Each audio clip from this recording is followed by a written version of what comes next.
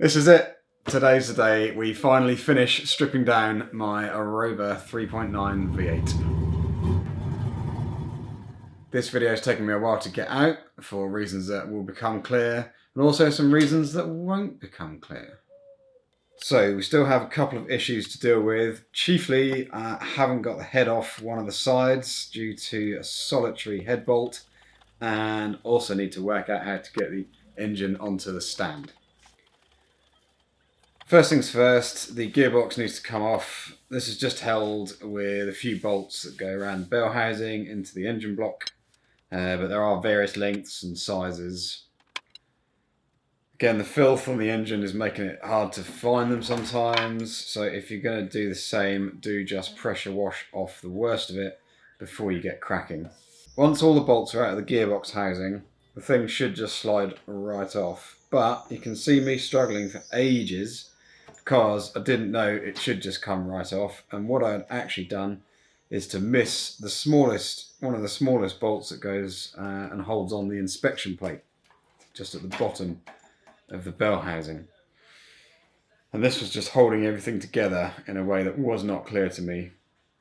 So when I did heavy-handedly get the two things apart, it soon became clear that I'd actually snapped the cover, so I'll add that to my shopping list. Next was to remove the torque converter from the flex plate. This is okay, but as with a number of jobs, the whole engine wanted to turn as I was trying to undo the bolts, so just give them a bit of a shock with a hammer a few times and that loosened them. They're not actually on that tight.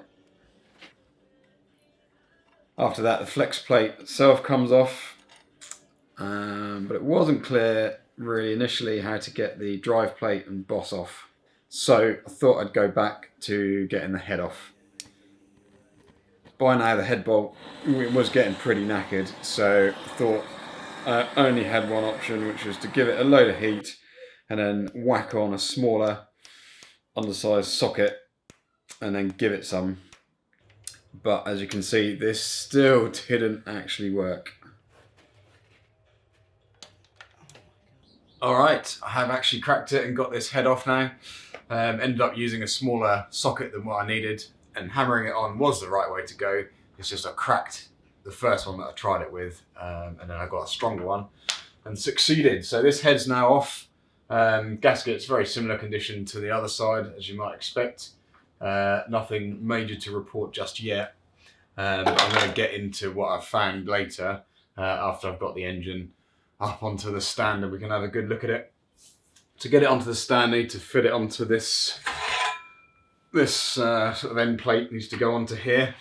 So before I did that, I decided to take the starter motor teeth off. This was sitting up here, and this bit here is just like interference fit on the end, and the method that I used was just literally to get a screwdriver and bang it down the side. So it didn't really seem like the best thing to do. I couldn't find any better way of doing it. You can't pull it because the bolts just go straight through, so there's nothing to like latch onto to pull it off. So I have left a few marks now on here, which is not the best, but actually not too bad either now. Look at it, they could just be kind of smoothed out. Anyway, that's what I did. So I'm going to get the engine on the stand and then we can finish off taking it apart. Don't forget these bolts are imperial bolts and not metric bolts, otherwise you're going to do yourself some damage.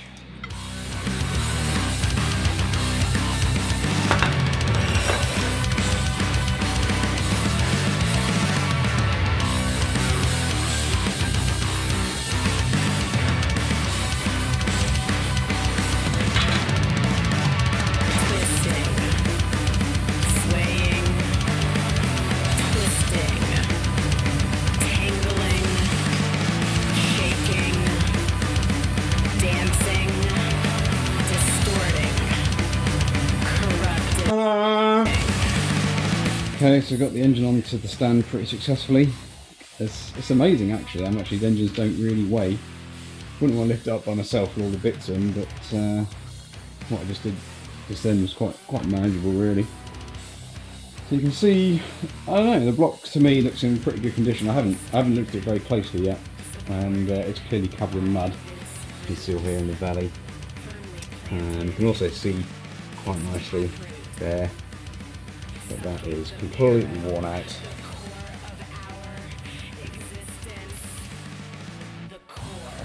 Yeah, there you go. Not in a good state.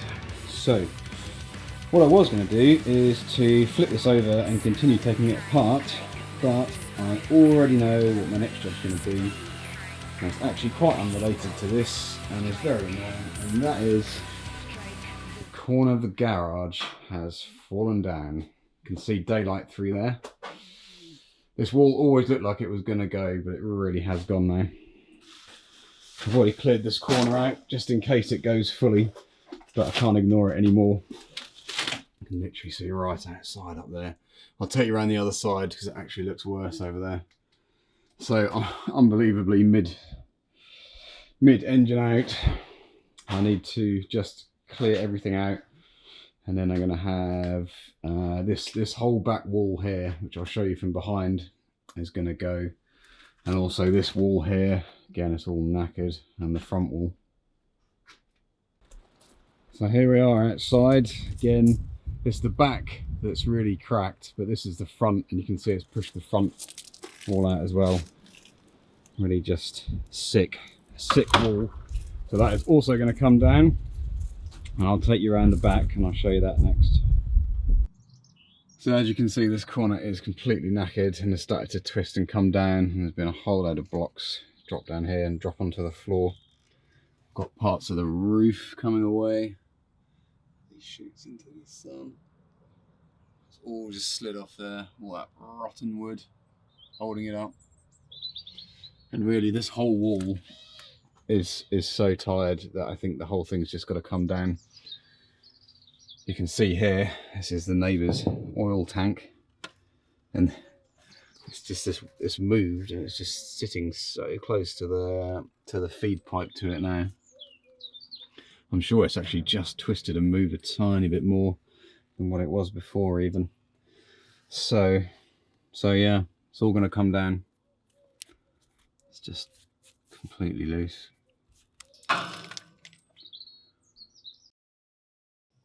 It's safe to say clearing the garage took me absolutely ages, but this is a short version of me clearing the entire garage out.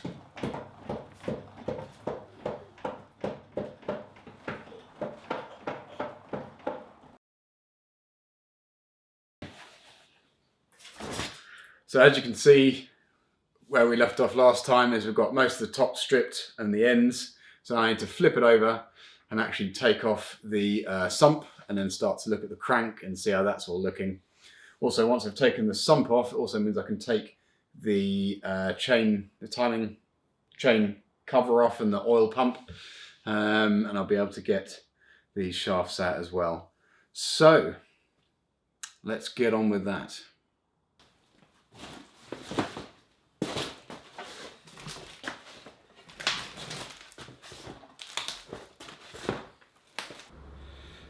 Alright, slowly does it I think for this one. I've put some cardboard down because this is just going to get messy at some undetermined point. That mud dropping off onto the floor.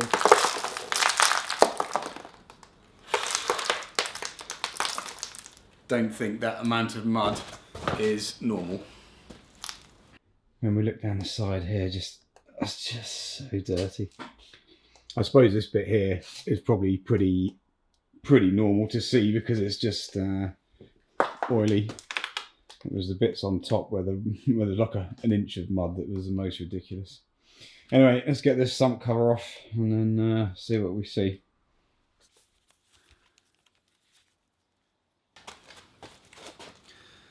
Actually just going to come off as it is.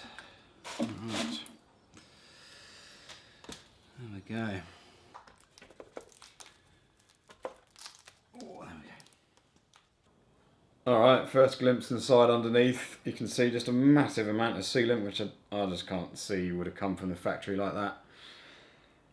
First glimpse inside the engine. Again, usual story. Everything's looking really dirty and worn, but not smashed as such.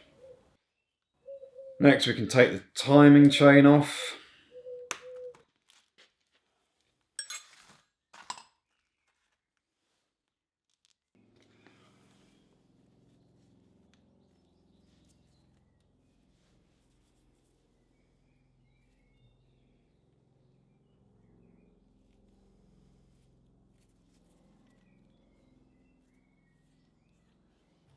Oil filter and collector is just bolted on with a couple of bolts.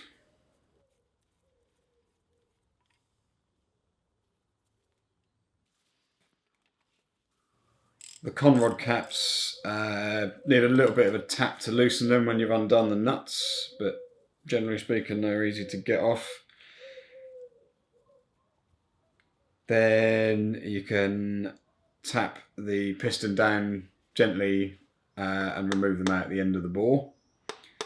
This one came out alright on its own, but with the subsequent ones I did find it easier just to use the end of my wooden hammer and just give them a little gentle tap all the way out. I see people putting bits of hose onto the threads of the conrods just so they don't score the bore, I guess, or the crankshaft, but I don't know, I just didn't bother with that. If you're just careful with it and take your time, I never got close to doing any damage, I don't think. And also there's no damage to be done because everything's got to be ground out, I reckon. Finding quite a lot of wear, look at that, on the piston side. Camshaft comes out by twisting and pulling on it at the same time. You gotta be really careful not to hit the lobes on the bearings as you pull it out. At this point in time I'm thinking that I'm gonna keep my bearings.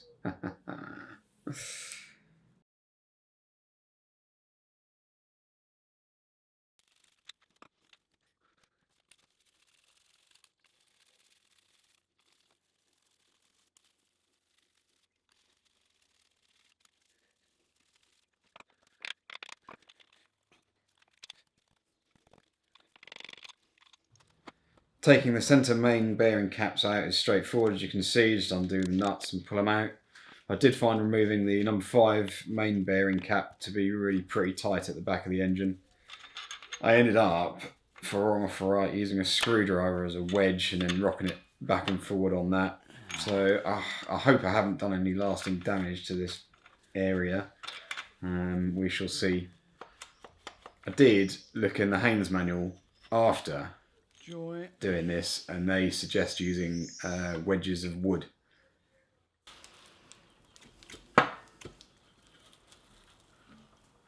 Oh, there we go. There we go. Something that's immediately obvious with the bearing shells is the end one here is sitting up proud. It's slipped, it must have slipped round, and you can see on the cap as well that this is just come out from where it should be, so you can see where the oil hole is. It's not lined up properly, so that could well be you know, getting some degree of oil starvation. It's the only one that's done it, but for sure even the ones that haven't done it, you can see that that's worn very heavily. Same with the bearing in the cap. Look at that. This is the one at the end where it must have been starved of oil, and I think that's basically demonstrated by looking at this cap. So here we're looking at the camshaft bearings. Again, similar story where that is actually feels quite dirty in there. Don't know how well you can see it on the camera, but I'm putting my finger around and it's got sort of burnt oil deposits inside there, which is not what you would expect. So I would say that that has been doing very little. Its neighbour here, again, looking very orange and sorry for itself. In fact, that's quite scorched. Again, oil deposits that do not want to clean off. So they are definitely going to need to be changed. Camshaft itself we've already had a brief look at, but you know, there's no mistaking the fact that this is I don't know, it's clearly worn. I don't know if it's got exceptionally hot. Look at this one here. It feels rough. It's sick. So obviously these, you know, this is something that can just be replaced. It obviously needs to, and there's no problem with that. but it's also safe to say that it did definitely really need to be replaced. This is quite hard to show on the camera, but here it almost feels like a bit's flaked off. You can see that edge. Hopefully you can see that edge isn't straight there. I don't know what the technical term for that is, other than knackered.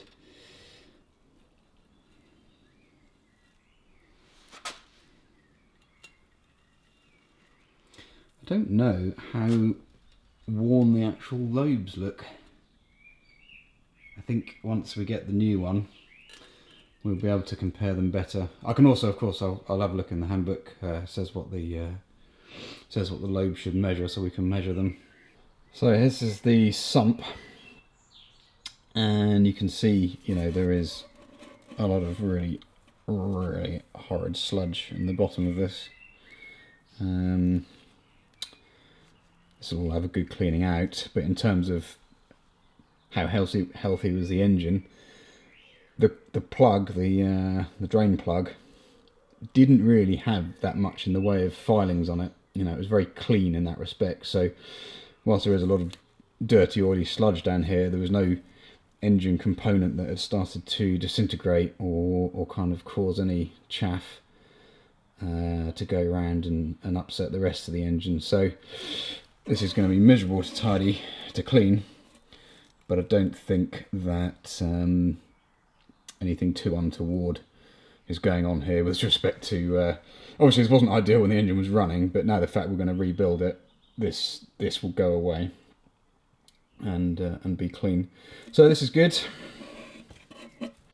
So this is it. This engine is now completely stripped out, and it feels like a massive milestone in this project, because from here on in, I'm going to be cleaning things up and putting things back together, which is, you know, feels like a really nice step.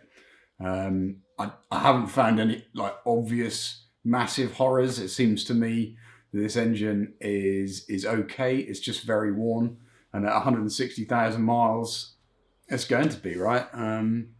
It seems on the face of it that I've just kind of caught it at the right time before it had destroyed itself in some way. So yeah, this is stripped down, done. Right, brilliant. So thanks for watching. It's just a great place to be now, feeling good. Next video, we're going to get right in and start cleaning everything up, which will be very therapeutic indeed, because everything's been ridiculously nasty. So yeah, see you next time.